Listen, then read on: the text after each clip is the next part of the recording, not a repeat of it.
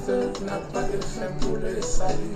Et secours qui ne manque jamais au temps de la détresse. À lui soit le règne, la puissance. Bien-aimés dans le Seigneur, nous vous saluons au nom de Jésus-Christ, notre incomparable Seigneur.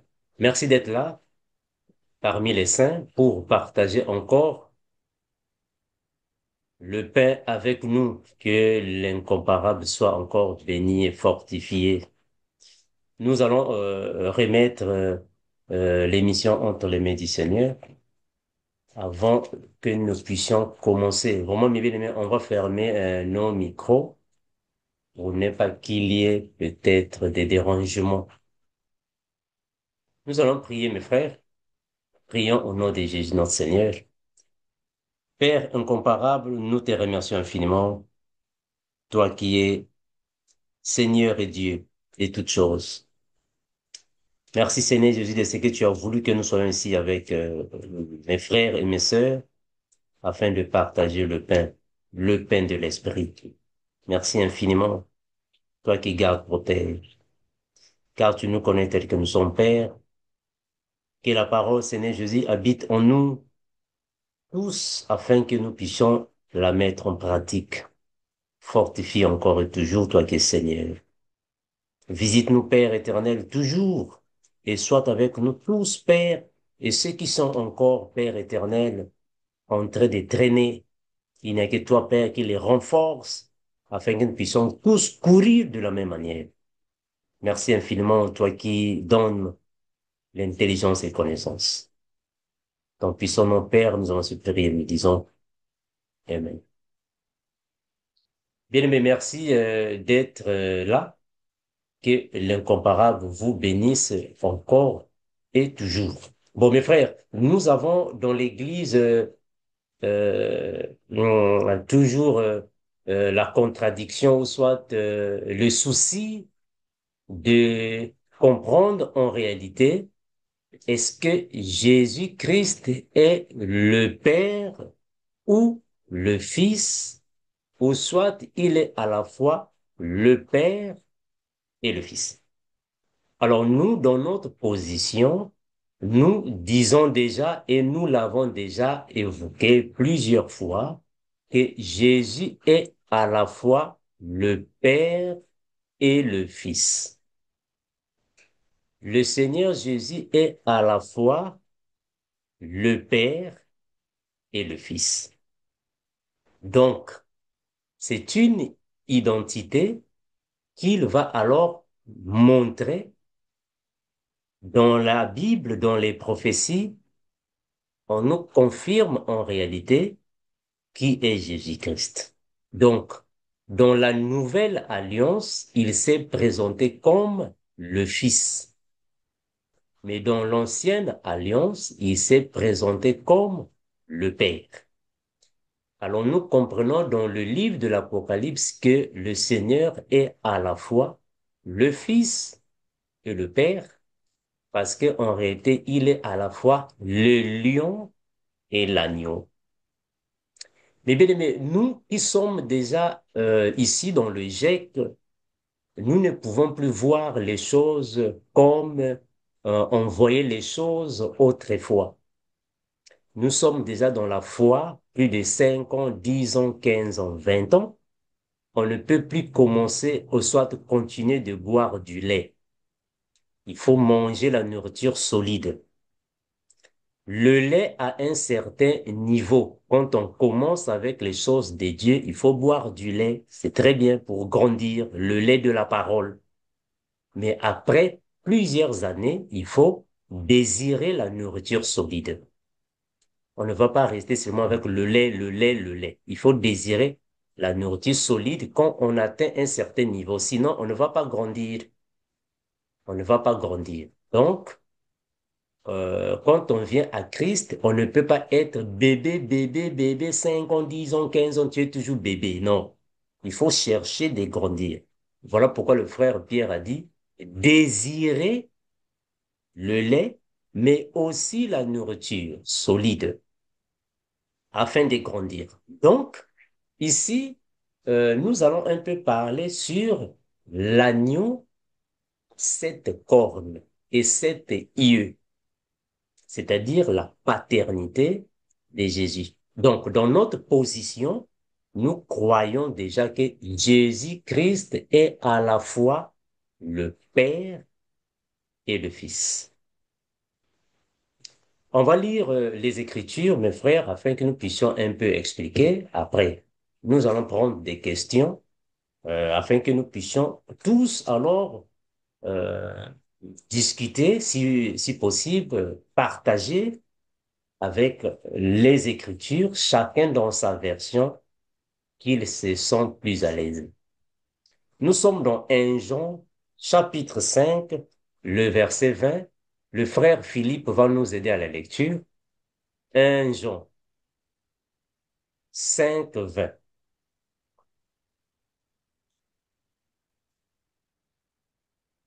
1 Jean, chapitre 5, au verset 20. Je lis au nom de Jésus. Amen. Nous savons aussi que le Fils de Dieu est venu et qu'il nous a donné l'intelligence pour connaître le véritable. Et nous sommes dans le véritable, en son Fils Jésus-Christ. C'est lui qui est le Dieu véritable et la vie éternelle. Gloire à Amen. Jésus. Amen. Bon, mes bien-aimés, ce passage, cette écriture de la Bible crée parfois des confusions à certaines personnes qui ne comprennent pas les choses comme nous, mais nous croyons que le Dieu véritable, c'est Jésus-Christ. C'est lui qui est le Dieu véritable. Donc, il a donné l'intelligence à ses enfants. Alors, si on n'a pas l'intelligence, on va continuer de faire des doutes sur des choses qui sont pour nous claires. Le Dieu véritable, c'est Jésus-Christ. C'est le même frère Jean qui va encore recevoir la même révélation dans Apocalypse chapitre 3, le verset 7. Qu'est-ce qu'on dit? Apocalypse 3, 7. On dit quoi? Apocalypse 3, au verset 7, je lis la parole de Dieu. Écrit à l'ange de l'église de Philadelphie. Voici ce que dit le Saint, le véritable, celui qui a la clé de David, celui qui ouvre et personne ne fermera, celui qui ferme et personne n'ouvrira. Gloire à Jésus. Donc, le frère Jean ici, il va confirmer qu'en réalité, le saint et le véritable, c'est lui, Jésus-Christ. Il va le confirmer. C'est le frère Jean qui va continuer de confirmer que nous avons un seul véritable Dieu, c'est Jésus-Christ. Apocalypse chapitre 19, le verset 11. Apocalypse chapitre 19, verset 11. Puis je vis le ciel ouvert et voici parut un cheval blanc. Celui qui le montait s'appelle fidèle et véritable. Et il juge et combat avec justice. Gloire à Amen. Jésus. Amen. Donc, c'est lui le fidèle, le saint et véritable. C'est Jésus-Christ, le véritable quoi? Le véritable Dieu créateur. C'est lui le véritable Dieu. Jésus-Christ est le véritable Dieu. Donc, le frère Jean confirme dans les Écritures que le véritable, c'est lui, Jésus-Christ. Alors, le frère Jean va encore confirmer dans les Écritures que c'est lui qui est le Tout-Puissant. C'est lui qui est le Tout-Puissant. Nous sommes dans Apocalypse chapitre 5. Prenons le verset 5 à 6. Apocalypse 5, 5 à 6. Apocalypse 5, verset 5. Quand il 5 à 6. ouvrit, Vas-y. quand il ouvrit le troisième sceau, j'ai entendu le troisième être vivant qui Non, disait, 5. Prends 5, mon frère. 5. Je suis à Alors? 5. Ah, Apocalypse chapitre 5. Oui. Donc, Apocalypse chapitre 5 et versets 5 à 6, tu me dis, hein. Hum. Donc, verset 5. Et l'un des vieillards me dit, ne pleure point. Voici le lion de la tribu de Juda, le rejeton de David, a vaincu pour ouvrir le livre et ses 7 sceaux. Et je vis au milieu du trône et des 4 êtres vivants et au milieu des vieillards un agneau qui était là, comme immolé. Il avait 7 cornes et 7 yeux, qui sont les 7 esprits de Dieu envoyés par toute la terre. Amen. Ouais, ouais, je sais. Bon, mais, bien, mais vous savez, euh, pour mieux comprendre les Écritures, pour mieux comprendre la Bible, il faut vraiment examiner les mots. C'est très important, mes frères.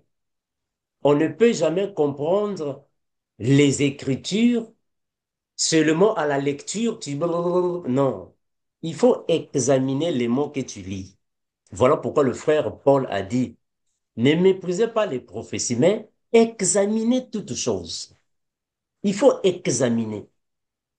C'est à partir d'ici que nous marquons la différence avec d'autres personnes. Parce qu'il y a plusieurs personnes qui lisent les Écritures, mais n'examinent pas les mots. Il faut examiner les mots, c'est très important. Ici, on nous dit ainsi, je vais relire, on dit ainsi, alors l'un des anciens lui dit, ne pleure pas, car le lion de la tribu de Juda, on s'arrête. Il faut examiner ça. L'un des anciens dit, le lion de la tribu de Juda. Il faut examiner ça. Pour maintenant, qui est le lion de la tribu de Juda? C'est très important. Le lion de la tribu de Juda, c'est lui qui est le père. C'est-à-dire, dans la Bible, il n'y a rien qui avait été pris ou considéré au hasard. Vous êtes mes brebis. Question. Mais pourquoi on n'a pas dit vous êtes mes crocodiles? Pourquoi on n'a pas dit vous êtes mes chimpanzés? Pourquoi on n'a pas dit vous êtes mes poulets? Il y a beaucoup d'animaux, non? Mais pourquoi on a seulement pris les brebis? C'est comme ça qu'on comprend les Écritures. Les Écritures, il faut examiner ça. Il y a beaucoup d'animaux ici sur la terre. Mais pourquoi on a seulement pris les brebis? Examinez ça. Ici, on dit le lion de la tribu de Juda. Oh, mais est-ce qu'il n'y a pas d'autres animaux? Pourquoi on n'a pas dit le gorille de la tribu de Juda? Pourquoi on n'a pas dit l'hippopotame de la tribu de Juda? On a dit le lion. Mais parce que le lion, c'est lui qui est le roi de la forêt. C'est-à-dire que le lion, c'est lui qui est le roi. Le lion, c'est lui qui est le père. Le lion, c'est lui qui a plus de force quand on le présente devant la face animale. Parce que dans les prophéties, le prophète David nous a dit que nous sommes les lionceaux. Or, les lionceaux sont les petits du lion. Donc, le lion, c'est le père. C'est comme ça qu'on examine les Écritures. Donc, il est le lion parce que nous sommes les lionceaux. Puisque nous sommes les lionceaux, donc il est le père, nous sommes les fils. Nous sommes dans Psaume chapitre 34. Psaume chapitre 34. Est-ce que nous pouvons prendre le verset 11, frère Philippe? Oui. Le psaume chapitre 34 Mhm. au verset 11. Mhm. Psaume 34, verset 11. Il est écrit, les desseins de l'Éternel subsistent à toujours, et les projets de son cœur. Non, Psaume 34, verset 11, c'est ça? Psaume 34, verset 11. Mhm. les lionceaux éprouvent la disette et la faim, mais ceux qui cherchent l'Éternel ne sont privés d'aucun bien. Voilà, ceci. Merci, mon bien-aimé. Je ne sais pas si Pape Belvo aussi peut nous lire dans sa version. Psaume 34, le verset 11, dans une autre version, juste pour avoir un autre vocabulaire. A priori, ça correspond pas. Ok, Parce que moi, ça va. Voilà, il n'y a pas de moi, souci. Frère, bienvenue. Frère, frère, bienvenue. Tu peux nous prendre ta version? Euh, d'accord. Psaume 34, le verset 11. Psaume 34, le verset 11, il est Mhm, écrit, le lion peut connaître la disette et la faim, mhm. mais pour ceux qui se tournent vers l'Éternel, il ne manquera aucun bien. Voilà, ceci. Frère Belvo, donc, chez vous là-bas, ça correspond à quel verset? Voyez 10, 11 et 12.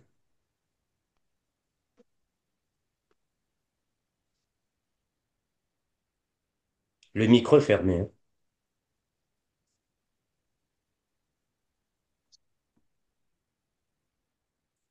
Ah, Belvo, le micro est fermé, hein. Non. vous pouvez me rappeler la référence? Ouais. Psaume 34. Bon, je ne sais pas si vous avez la même version. Bon, il n'y a pas de souci. On peut évoluer, hein. Il n'y a pas de problème. Donc, mes bien, mais comprenons que dans la Bible, il n'y a rien qu'on a pris seulement comme ça au hasard. Il n'y a rien qu'on a pris au hasard. Toute chose dans la Bible avait été mentionnée avec une certaine intelligence. Donc, les lionceaux, ce sont les petits du lion. Donc, nous sommes les lionceaux et notre père, c'est le lion. Mais le père qui est le lion, c'est Jésus-Christ. C'est lui qui est le père. C'est lui qui est le lion, le père. Alors, on va encore dire ainsi. Je suis dans l'Apocalypse. Je continue la lecture. Dans l'Apocalypse, on va encore dire ainsi. On dit quoi? Je continue. Je suis dans Apocalypse chapitre 5. J'étais en train de lire le verset 5. On va continuer de dire ainsi. Apocalypse 5, 5 à 6. On va continuer de dire ainsi. J'espère que c'est là que nous étions. Apocalypse 5, 5 à 6. Alors, la Bible dit ainsi. Alors, l'un des anciens me dit, ne pleure pas, car le lion de la tribu de Juda, le rejeton de la racine de David, a vaincu pour ouvrir le livre, et c'est cette sorte. Et puis je vis au milieu du trône et des quatre êtres vivants, et au milieu des anciens, un agneau comme offert en sacrifice. Un agneau comme offert en sacrifice. Il avait 7 cornes et 7 yeux. Bon, mais la question est celle de savoir pourquoi on a seulement pris un agneau. C'est comme ça qu'on examine au fait les Écritures. Donc, on doit se poser la question, il y a plusieurs animaux sur la terre, mais pourquoi on a seulement pris le lion et l'agneau? Pourquoi? C'est très important. C'est comme ça qu'on comprend les Écritures. Voilà pourquoi Jean-Baptiste, quand il a vu Jésus venir, il a dit, voici l'agneau de Dieu qui ôte le péché du monde. Mais pourquoi Jean-Baptiste n'a pas pris un autre animal? Mais parce que l'agneau, c'est déjà l'identité de la simplicité, l'identité de Jésus, c'est-à-dire le symbole de la douceur, la simplicité. Donc, l'agneau, c'est le Fils. L'agneau, c'est le Fils. Le lion, c'est le Père. Mais ici, on nous dit quoi? On dit que l'agneau a 7 cornes. L'agneau a 7 cornes, mais on va se poser des questions. Est-ce que ici sur la terre, y a-t-il un agneau qui peut avoir 7 cornes? Non, un agneau ne peut pas avoir 7 cornes. Donc un agneau physique ne peut jamais avoir 7 cornes. Mais le frère Jean va voir un agneau qui porte les 7 cornes. C'est un langage. Donc ici, il est carrément en esprit. Donc ici, il voit l'identité de Jésus en esprit. Voilà pourquoi Jésus, quand il est né, les mages ont vu une étoile qui brillait plus que les autres. Ils ont dit non, cette étoile-là qui brille, c'est qu'il y a quelque chose qui ne va pas. On doit chercher des... Mais parce que dans le monde spirituel, quand on te voit, en réalité, ce n'est pas ton corps qu'on voit. On voit une autre chose. Donc ici, Jésus, quand on le voit en esprit, c'est un agneau qui a 7 cornes. Or, que signifie une corne dans la prophétie? Donc, c'est pas pour rien. Ce n'est pas du hasard. Hein, mes frères, ce n'est pas du hasard. Donc, tout ce qui est dans la Bible ramène à une certaine explication. L'agneau qui a 7 cornes, dans la Bible, dans la prophétie, nous comprenons déjà que l'agneau qui a 7 cornes signifie le Dieu tout-puissant. Parce que 7 cornes, c'est l'omnipotence. On va prendre les prophéties. Prenons la prophétie du prophète Daniel. Nous sommes dans Daniel chapitre 8, le verset 20 à 21. Daniel 8, 20 à 21. Daniel 8, verset 20 à 21, verset 20. Le bélier que tu as vu et qui avait des cornes, ce sont les rois des Mèdes et des Perses. Le boucle, c'est le roi de Javan. La grande corne entre ses yeux, c'est le premier roi. Wow. Amen. Mais bien aimé, regardons. Daniel, notre bien-aimé, il va voir les animaux qui ont des cornes. Et il ne comprend pas, oh, mais comment est-ce que je vais voir les animaux qui ont des cornes? On a montré là-bas le bouc, on a montré là-bas le bélier. C'est pas pour rien. Les animaux qu'on montre à Daniel, c'est pas pour rien. Quand on a montré le bouc, on a montré le bélier. Oh, mais pourquoi on n'a pas montré les caïmans? Pourquoi on n'a pas montré les caïmans, les chimpanzés, les gorilles? Non, frère. Il n'y a pas du hasard. Ce sont des choses qui, dans l'esprit, sont significatives. Donc, une corne signifie la royauté. La corne, c'est la puissance. La corne, c'est le pouvoir. Donc, ici, dans l'Apocalypse, le frère Jean va voir que l'agneau a 7 cornes, c'est-à-dire il est le Tout-Puissant. Une corne, c'est la puissance. 2 cornes, puissance, puissance, puissance. 7 cornes signifie il est le Tout-Puissant. Parce que le chiffre 7, c'est le chiffre de la perfection. C'est-à-dire, puisqu'il a 7 cornes, donc il a la puissance la plus élevée. Donc, c'est le Tout-Puissant. Donc, l'agneau, c'est le Tout-Puissant parce qu'il a 7 cornes sur la tête. Prenons Apocalypse chapitre 10, le verset 1er. Qu'est-ce qu'on dit?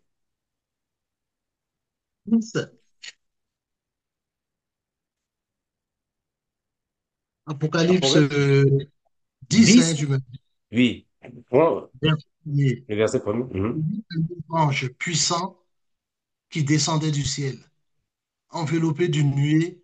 Au-dessus de sa tête était l'arc-en-ciel, et son visage était comme le soleil, et ses pieds comme des colonnes de feu.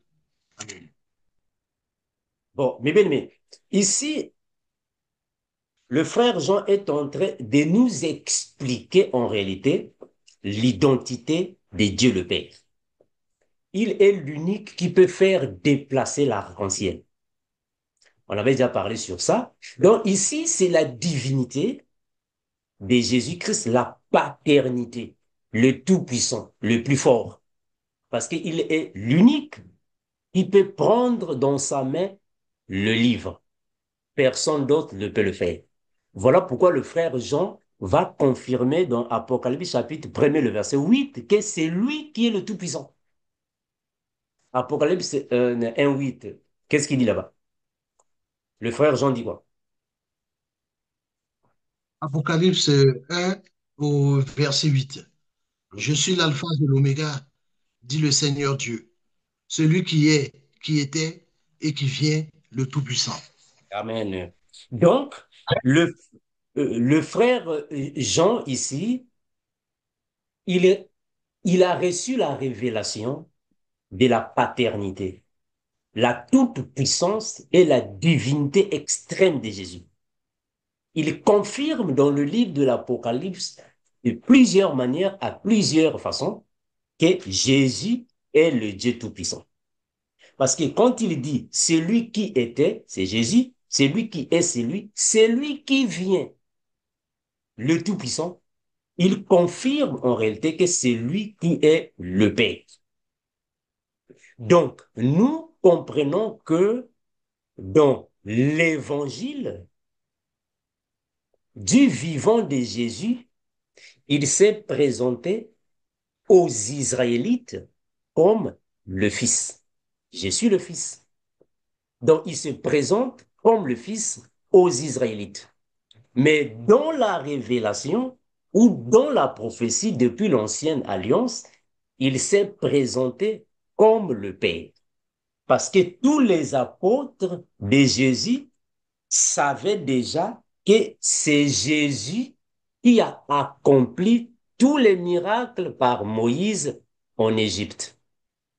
Tous les apôtres connaissent ça. Donc, il n'y a aucun apôtre de Jésus qui n'a pas connu que Jésus était le Père.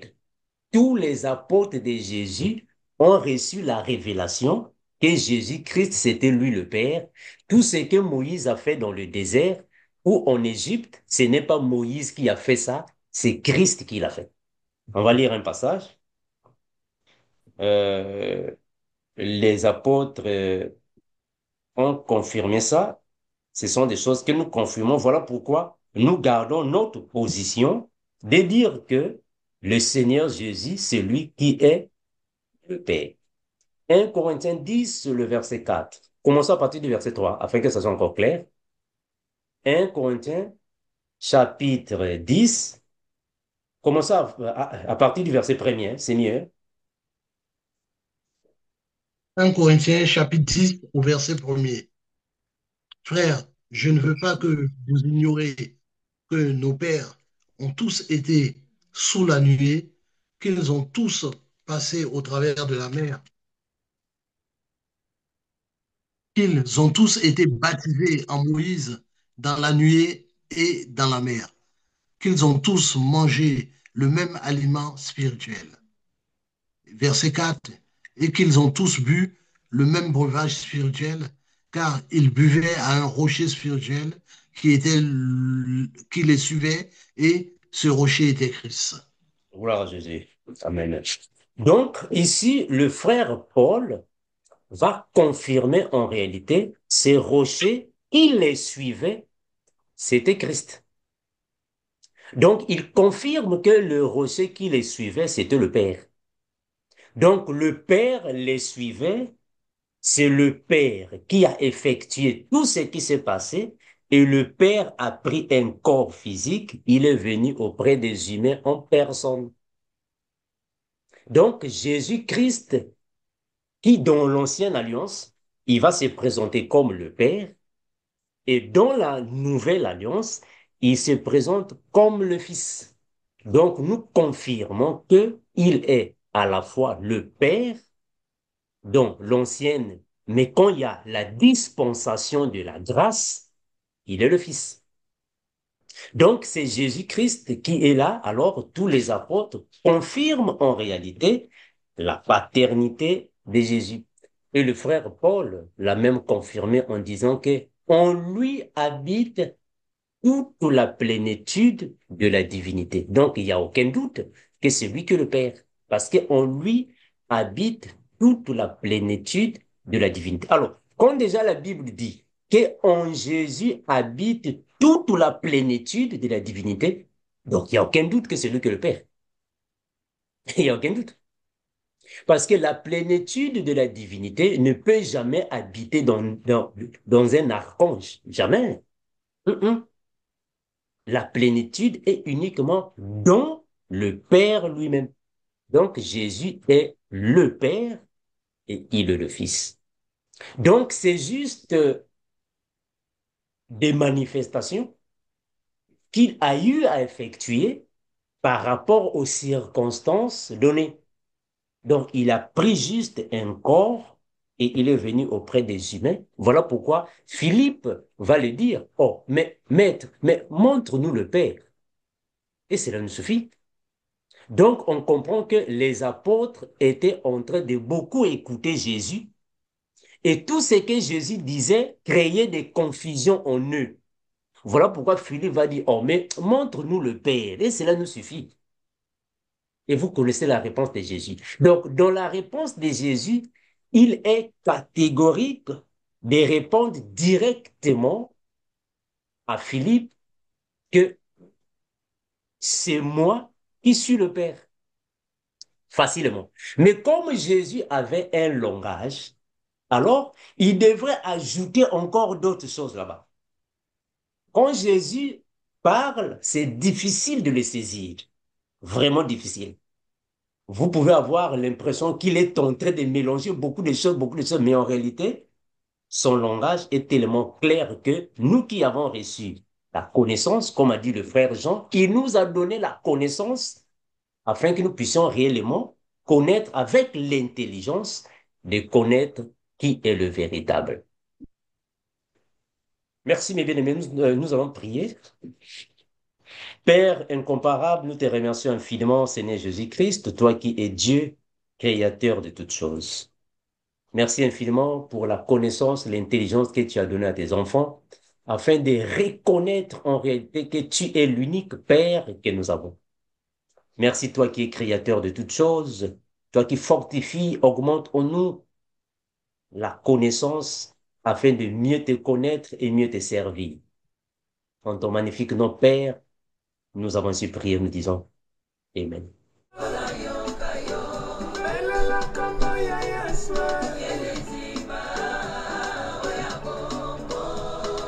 L'amour de Christ n'a pas de fin pour le salut. Et ce coup qui ne manque jamais au temps de la détresse. À lui soit le règne, la puissance.